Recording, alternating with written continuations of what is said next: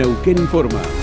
Noticias destacadas. El gobernador Rolando Figueroa encabezó junto al intendente de Centenario, Esteban Simolay, la inauguración de la red de gas de 13 Manzanas. La extensión de este servicio en la meseta fue una de las prioridades del segundo pacto de gobernanza entre la provincia y el municipio. Poder contribuir a que los vecinos de Neuquén tengan gas, ¿no? Es una de esas injusticias que tanto duelen, que muchos vecinos de nuestra provincia no tengan este fluido tan indispensable y que estén esperando poder vivir un invierno de manera cálida, ¿no? La focalización de resolver los problemas de la gente, ahí es donde debemos tener las energías. Y yo felicito a Esteban y a todo su equipo porque hace tiempo que ha trazado el norte hacia dónde debemos ir. Más información en neuqueninforma.gov.ar.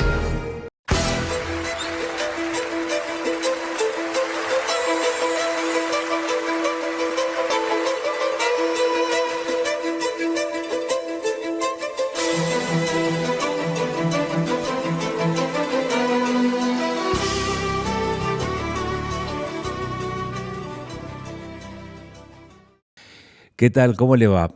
Buenas noches, bienvenido a Panorama. Mire, vamos a hablar vamos a hablar de educación y vamos a hablar de libros y vamos a hablar de proyecciones económicas y vamos a hablar de qué se plantea una región como la del norte neuquino, ahora recuperado en la denominación más antigua que es Alto Neuquén.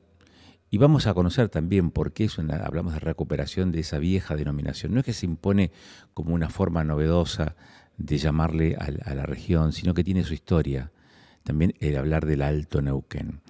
Y lo vamos a conocer un ratito más cuando charlemos con Gustavo Cuat, que es el delegado regional de esa zona, entre otras cosas a propósito de la presentación del libro Por el Alto Neuquén, ¿no? Del cura Lino Carvajal. Un libro que tiene más de un siglo. Así que bueno, ahí ya le estoy develando parte del misterio. Y la otra entrevista es Carolina Belbon. Carolina es especialista en el lenguaje, también es terapeuta, se especializa en sordera e hipoacusia, y vamos a hablar de educación y de inclusión. Y hablaremos también, obviamente, de las particularidades de su campo, de su métier, de su campo de estudio, que es puntualmente, pero queremos hablar de inclusión en educación y queremos hablar de todas esas preguntas que se nos van ocurriendo, que vamos escuchando, y algunas para las cuales tenemos respuestas y otras quizás no tantas. Ella está juntamente con una coequiper presentando un taller en el marco de la Feria del Libro para hablar de inclusión en el sistema educativo. Es una mendocina, egresada de la Universidad Nacional de Cuyo, que hace un cuarto de siglo reside en Neuquén y trabaja en el sistema educativo. Está con nosotros Carolina Belbon. Ella es profesora de sordos o hipoacúsicos, es terapeuta del lenguaje, es egresada de la UNCuyo, la Universidad Nacional de Cuyo, y está presentando en la Feria del Libro el taller Rol Docente en los procesos de inclusión. Así que queremos hablar de inclusión, pero queremos hablar de educación y queremos hablar de docencia, de todo esto junto en estos minutos. Muchas gracias, Carolina. Bueno, buen día, ¿cómo estás? Bien. Me dijiste, ¿cuántos años hace que estás acá en Neuquén? Casi 20. Uh-huh. Te hacía una pregunta hace unos minutos mientras nos preparábamos para esta entrevista respecto de por qué sordos o hipoacúsicos si no eran sinónimos, y me hacías una distinción entre sordera e hipoacusia. Sí, la hipoacusia, digamos, la pérdida parcial de la audición, y la sordera es la persona que no escucha absolutamente nada. Uh-huh. ¿Podemos convenir que y desasname en esto, ¿no? No es que podemos convenir, ilustrame en todo caso en esto. Tengo la sensación, la impresión de que el oído quizás es el primero de los sentidos en activarse aún cuando la persona está en proceso de gestación. ¿Es así? Sí, incluso digamos como el sentido que no se puede apagar. Nunca dejas de escuchar. Es el sentido de alerta. Entonces creo que es por ahí lo primero que vincula. También más allá del tacto, por ejemplo. Es un sentido que vincula enseguida con el otro. El escuchar, si vos ves a una persona sorda o un niño sordo, siempre está atento, con la mirada para todos lados, porque no tiene ese sentido de alerta que si alguien está atrás, lo puede sentir. Entonces creo que es un sentido súper importante en cuanto a la vinculación con el otro y el sentido del que estoy acá, que pasa a mi alrededor. Es como el sentido 360, que no podés, digamos, nunca podés dejar de escuchar a menos que te tapes o estés en una cámara insonorizada. Es un sentido súper importante. Uh-huh. ¿Y existe el silencio? Depende. Depende de quién esté y dónde estés. El silencio absoluto creo que justamente no sé si existe. ¿Se hacen esas preguntas en la facultad, en la universidad, digamos? ¿Sabés que no? Son preguntas que por ahí tal vez son medias subjetivas, Sí. porque depende mucho de la percepción de la persona, del silencio absoluto, o por ahí sí tal vez de la persona sorda te lo pueda describir, qué es el silencio, como la persona que no puede ver, decís, bueno, pero ¿cómo imagina cosas? Depende de muchas cuestiones, si es congénito, si es adquirido. Contame de este taller, el rol docente en los procesos de inclusión, porque imagino que la hipoacusia o la sordera es también es hablar de inclusión. ¿Y este taller de qué trata? ¿De qué versa? Bien, por ahí aclararte que lo di con una compañera, Sí. que es Romina Vázquez. Ella es psicopedagoga, hace un montón que trabajamos juntas. Y bueno, nuestro proyecto surge en la pandemia, justamente en esta situación que nos tocó vivir, la demanda del docente de herramientas tecnológicas para poder dar sus clases y de cómo poder llegar a todos los chicos a través de la tecnología. El Zoom, las cuestiones interactivas, los recursos. Después que pasó la pandemia, nos empezaron a llegar demandas de muchos colegas. Bueno, ¿por qué no hablamos sobre esto? O ¿por qué, mira, nos está costando tal cosa? Y ahí empezamos a generar otro tipo de talleres, siempre a demanda de lo que nos pedían nuestros colegas. Y este taller lo iniciamos en uno de los congresos, el Congreso Norpatagónico de Inclusión Educativa, que se hace en Centenario. Fue la primera vez que presentamos este taller y lo venimos perfeccionando, depende de la legislación que va saliendo, de las normativas, nos vamos, digamos, actualizando. La oportunidad se nos dio para presentarlo en la Feria del Libro como parte de lo que es, digamos, la inclusión educativa. Uh-huh.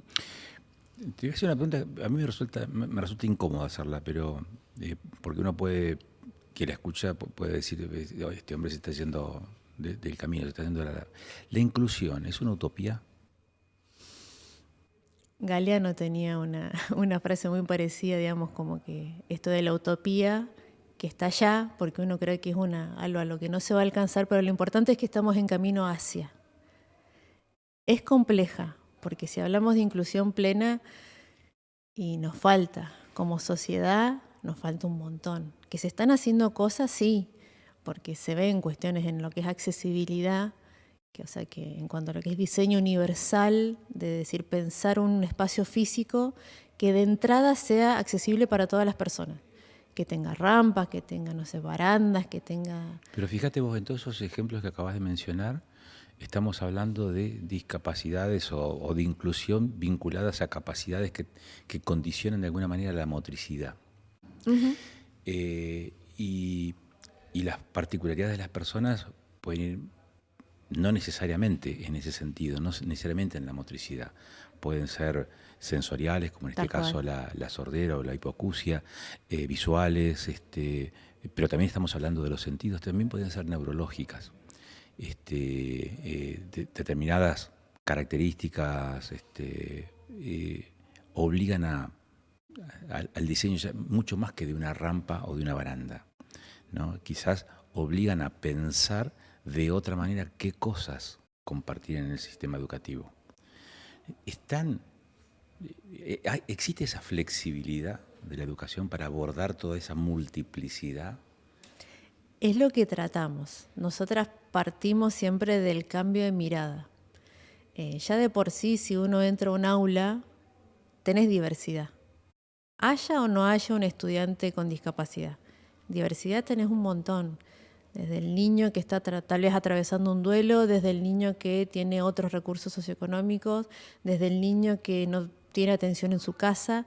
Entonces tenés una variabilidad enorme en el aula, más allá de tener un estudiante con discapacidad. Creo que la flexibilidad está en que el docente pueda repensar su práctica. Muchos docentes por ahí de educación común, que es totalmente entendible, ¿no? Esta frase de decir, a mí no me prepararon para ese tipo de chicos. Pero el que es docente no deja nunca de aprender. Yo soy profe de sordo, he trabajado con chicos con parálisis cerebral y a mí no me prepararon para eso. Entonces, el hecho de querer aprender y tal vez el hecho de querer estar disponible ya cambia un montón la percepción del otro también, porque el niño se da cuenta. Cuando el docente realmente quiere acercarse y quiere, digamos, que el chico aprenda, el niño se da cuenta. Entonces creo que va por el cambio de mirada y por la disponibilidad, a querer seguir formándose siempre. Entonces, ¿esa flexibilidad es del docente, no del sistema? No, el sistema tiene que acompañar. Y si el sistema no acompaña, para el docente es mucho más complejo. Porque por ahí nosotras siempre decimos, hay formaciones, hay recursos siempre faltan. Porque eso creo que es una demanda docente que siempre está, el recurso edilicio, el recurso económico, pero el niño sigue estando en el aula. Entonces yo como docente entendemos que es complejo, que si tal vez tenés un equipo directivo que no te acompaña o tenés compañeros que cada uno hace la suya y no se trabaja en equipo en la institución, y sí, al fin de cuentas en el aula estoy yo con mis estudiantes. Y bueno, ¿qué hago? Y trato de buscar, no sé, otros recursos, trato de trabajar con mi compañera o con mi dupla, y cuesta si el sistema no acompaña, eso es seguro, porque es como remarla todos los días, y es complejo porque el docente no es que está en el aula esas 4 horas y después a su casa y no pasa nada. La otra, ponerle excusa, Sí. ¿no? Del docente que dice, a mí no me prepararon para esto o para atender este tipo de situaciones. La otra, que también aparece como una argumentación, es, tengo 25 pibes en el aula. O atiendo a los otros 24, o atiendo este caso o estos casos. Y también porque el tiempo es el mismo, sean las 4 horas o las horas que sean, digamos, de clases, y es finito, digamos, es un recorte temporal en el día, de lunes a viernes, y en ese tiempo tenés que hacerlo rendir, ¿no? También es un argumento cargado de esta concepción arcaica, si vos querés, de la educación, pero frente a eso, ¿cómo lo trabajás? Y frente a eso, primero, detectar cuál es, digamos, la situación de ese estudiante, y siempre, por lo menos en el sistema neuquino y bueno, en otras provincias también, ¿no? Está lo que es educación especial. Educación especial que tiene distintas modalidades de acompañamiento, entonces ahí sí se trabaja con la maestra de apoyo a la inclusión, que no siempre es un recurso que está disponible porque la demanda es enorme, pero sí es el recurso que tal vez viene a colaborar en pareja pedagógica con esta docente que está en el aula, que a veces llega tarde o que no llega porque, bueno, no hay tanta disponibilidad de docentes o porque, no sé, la demanda es mucha. Hay muchos factores que intervienen en este acompañamiento. Pero por el docente de aula que sabe que tiene, o sea, digamos, ese tiempo que es real y las aulas están muchas veces superpobladas, tal vez buscar desde la planificación docente que sea un poco más diversa. ¿A qué nos referimos con esto? Que lo planteamos en el taller. No tengo una planificación única o estanca, digamos, que se queda ahí con una sola forma de dar un contenido, sino que trato de que ese mismo contenido se dé de distintas formas. Hace ratito hablábamos de los sentidos. Entonces, si, no sé, tengo un cuento, busco que sea un audiocuento. trato de buscar que sea con imágenes, trato de buscar que sea de lectura fácil, con letras grandes, con un formato comprensible. Entonces, si tengo un abanico de posibilidades con un mismo contenido para que los alumnos puedan elegir, y cada uno va a elegir de la forma en la que aprende, porque no todos aprendemos de la misma manera. Tal vez yo aprendo mejor, no sé, visualmente, otros aprenden mejor haciendo, desde el movimiento, otros aprenden mejor desde la escucha. Entonces, si como docente ofrezco alternativas, por sí solo los chicos van a optar por esa forma de aprender que cada uno ya trae. Y de a poquito, si el docente pone en práctica esta planificación, digamos, más diversificada, no digo que sea fácil, porque hay que identificar cómo aprende. Por ahí, bueno, estos chicos van más por acá, este grupo va más por allá. Ya tengo ahí una herramienta como para arrancar. No es fácil porque el docente tiene que observar. O sea, el docente tiene que observar un montón. Desde las horas especiales hasta en los recreos también uno observa el comportamiento, por dónde va el grupo. Y bueno, vas de a poquito haciéndote, digamos, tu bitácora de cómo aprenden estos chicos. Y si así desde el vamos presentas algo más, digamos, con opciones, el hecho de, para un estudiante, para mí, de poder elegir es fundamental en el aula. Vos sabés que la educación es muy visible, digamos, lo que pasa en educación por varias razones. Para los periodistas, cada vez que hay un conflicto gremial y hay clases, no hay clases, hay escuelas con servicios y por lo tanto funcionan bien, o sin servicios y por lo tanto no están funcionando o funcionan a medias. La condición salarial del docente, la creación de nuevas instituciones, esto de la inclusión. Ahora, también está en el medio de ese debate las ponderaciones que se hacen respecto de cómo está funcionando el sistema educativo y hay una tendencia a decir o a afirmar y a ratificar que los resultados que se vienen obteniendo en la educación, y acá ya te dejo la inclusión y te lo pregunto en el rol de docente, la educación no está dando los resultados que pretendería una sociedad para sus actores una vez que egresan del sistema educativo. ¿Compartís esa visión? ¿Cómo lo ves? ¿Hay una involución de la educación? ¿Hay una evolución de la educación? ¿Es lícito, es legítimo hacer una ponderación así tan subjetiva? ¿Cuál es tu mirada respecto de cómo ha ido evolucionando el sistema educativo? Yo creo que en este momento estamos como en un momento bisagra, por decirlo así. Ese momento de quiebre, cuando a veces necesitamos realmente que el sistema educativo se fije cuáles son, digamos, evolucionan cosas muy rápido. Nos pasa a nosotros, por ejemplo, con la inteligencia artificial. ¿Cuántas cuestiones evolucionan y vemos que los chicos van siempre un paso más adelante? Entonces el sistema educativo en determinados niveles, no digo en todos, porque no he pasado por todos los niveles educativos, pero sí reconozco que hay niveles que han hecho modificaciones en su currícula, que está buenísimo, porque es como que se van justamente acomodando a las demandas y al panorama actual, de cómo vienen las infancias, cómo vienen las adolescencias, y hay otros niveles que no han hecho una revisión. Entonces, cuando tenemos un diseño curricular del año no sé cuánto, que no se revisó, que no se acomodó, que no se ajusta a la diversidad que tenemos ahora en infancia y adolescencia, y sí, hay como algo que no los estamos preparando para.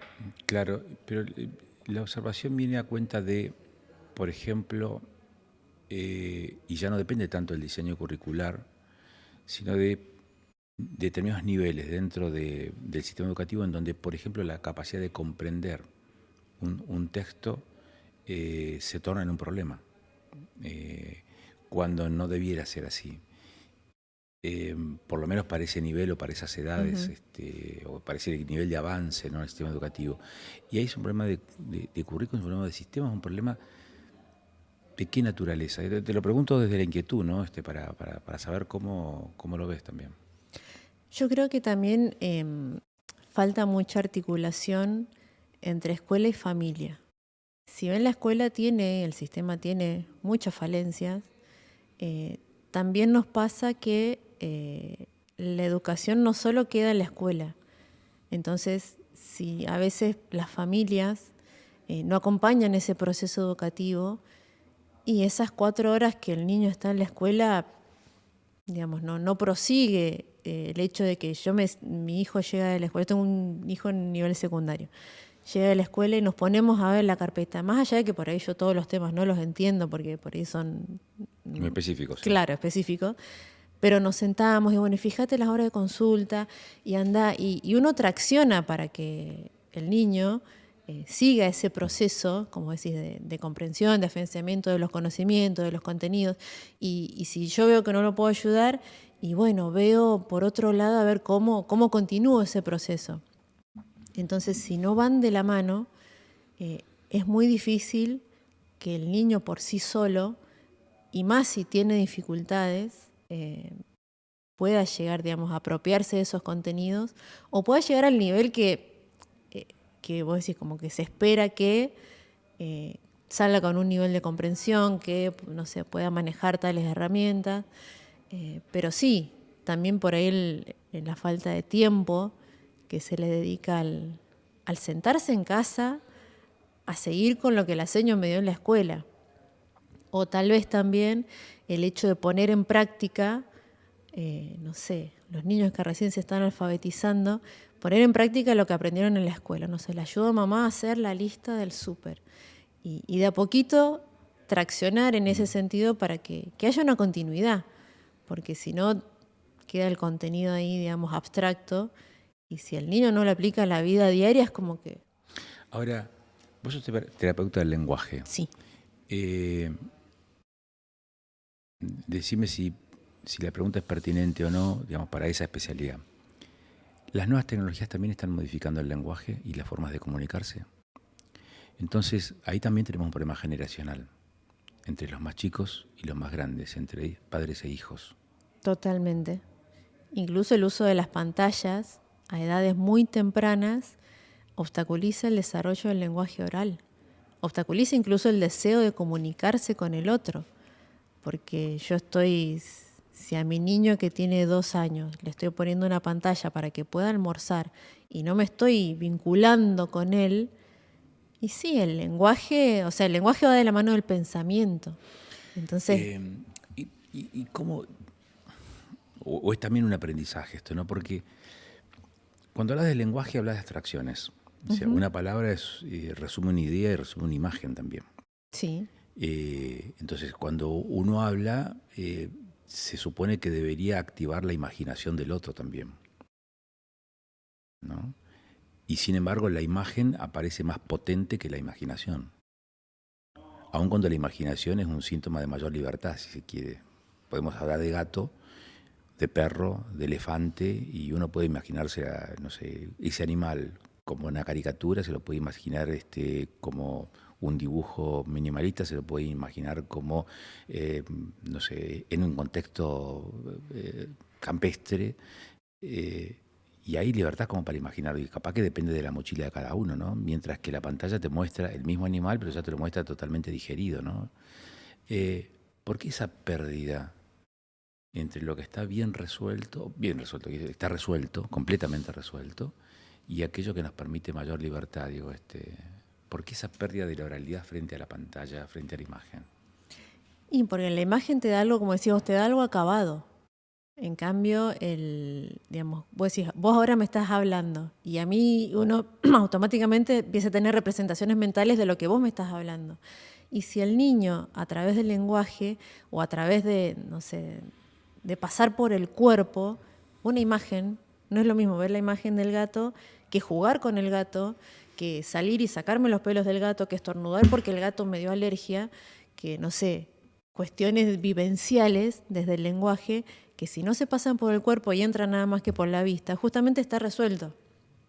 Y si no tengo un otro al lado que active, digamos, todo ese proceso, que, ay, mira el gato, qué lindo, bueno, vamos a jugar con el gato. Y esa cuestión, ese baño de lenguaje que por ahí se suele decir, del otro que me está aportando su experiencia, ¿no? Desde el adulto que me está guiando en ese aprendizaje de conocer eso a través de una imagen. Bueno, vamos por otro lado. Aparte por ahí, no sé, pienso yo en estos tiempos donde es todo así, todo rápido. Entonces, bueno, dale que tenés que comer, te pongo la pantalla y vamos para allá. Y no es lo mismo, no sé, lo llevas a la plaza a jugar y él está jugando y vos estás con el teléfono así. Y no estás y no estás.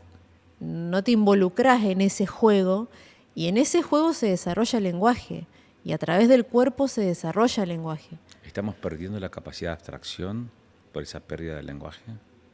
Yo creo que estamos perdiendo más la capacidad de vincularnos, de comunicarnos y de despertar en el otro el deseo de comunicar algo. Porque el niño tal vez este estímulo-respuesta que tiene con una pantalla, después no... Es Ahora, complejo comunicarse con otro par de su edad, por ¿y ejemplo. en qué medida, y esta es la última pregunta y no te molesta más, y en qué medida la innovación tecnológica hace que tengamos este tipo de dudas, preguntas, inquietudes, interrogantes, casi te diría con posibles respuestas apocalípticas, ¿no? Y no estemos repitiendo los procesos que se dieron siempre, cuando surgió el automóvil, cuando surgió la calculadora, cuando surgió la computadora. ¿Por qué no